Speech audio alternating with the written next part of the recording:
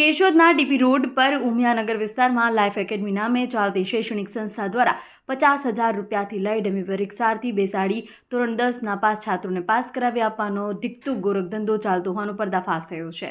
Life એકેડમીના સંચાલકો દ્વારા ધોરણ 10 નાપાસ છાત્રોને વાલીઓને તમિલનાડુ બોર્ડ સાથે ટાઈપ અપ કરવાનું હોવાનું જણાવી તમિલનાડુ બોર્ડની માર્કશીટ આપવામાં આવે છે। મહીસાગર જિલ્લાના મુકેશ પટેલ વિદ્યાર્થીના વાલીઓ જીગરવાદી નામના શખ્સ મારફતે કેશોદની લાઈફ એકેડમી દ્વારા 50,000ના ડમી વિદ્યાર્થી બેસાડી ધોરણ 10ની પરીક્ષા પાસ કરાવવા નક્કી કર્યું હતું। ત્યારે તમિલનાડુ બોર્ડની માર્કશીટ, માઇગ્રેશન સર્ટિફિકેટ, પાસનું સર્ટિફિકેટ આપવામાં આવ્યું છે। આગળ અભ્યાસ માટે રજૂ કરવામાં આવતા શાળાના પ્રિન્સિપાલ દ્વારા કલેક્ટરની મંજૂરી માંગતા છેતરપિંડી થઈ હોવાનું બહાર આવ્યું હતું। ધોરણ 10 નાપાસ છાત્રને એજન્ટો મારફતે સંપર્ક કરી પરીક્ષા આપવા તૈયાર ન હોય તેવા વિદ્યાર્થીઓ વાલીઓને ડમી પરીક્ષાર્થી બેસાડી 50,000 ધોરણ 10 પાસ કરાવી આપવાનો દિખતો ગોરખધંધો ચાલી રહ્યો છે। ત્યારે જૂનાગઢ જિલ્લાના કેશોદ ખાતે આવેલા લાઈફ એકેડમીના ગોરખધંધાથી સ્થાનિક શિક્ષણ વિભાગ પણ અંધારામાં છે।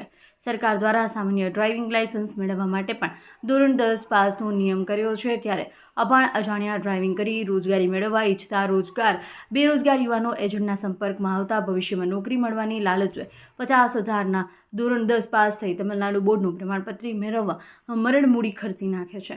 મહીસાગર જિલ્લામાંથી જ 30થી વધારે વિદ્યાર્થીઓ તમિલનાડુ બોર્ડની માર્કશીટ મેળવી છેતરપિંડીનો ભોગ બન્યા છે। લાઈફ એકેડમીના સંચાલકોનો સંપર્ક થતો નથી ત્યારે ભૂગર્ભમાં ઉતરી ગયા હોવાનું જાણવા મળે છે। કેશોદના ડીપી રોડ પર ઉમિયાનગર વિસ્તારમાં આવેલા લાઈફ એકેડમી દ્વારા ધોરણ 10 નાપાસ છાત્રોને 50,000 પાસ કરાવી આપવાનો દિખતો ગોરખધંધો ચાલી રહ્યો છે। ત્યારે જવાબદાર તંત્ર દ્વારા તપાસ કરી બોગસ માર્કશીટ મેળવી ઉચ્ચ અભ્યાસ કે નોકરી કરતા શખ્સોને બરતરફ કરી જવાબદાર સંચાલકો, એજન્ટો, બોગસ માર્કશીટના સિક્કા છાપકામ કરતા સહિત સંડોવાયેલા તમામ વિરુદ્ધ ફોજદારી રાહે કાર્યવાહી કરવામાં આવે તો મસ્ત મોટું કૌભાંડ બહાર આવે તેમ છે। અહેવાલમાં ન્યૂઝ જગદીશ યાદવ, જૂનાગઢ।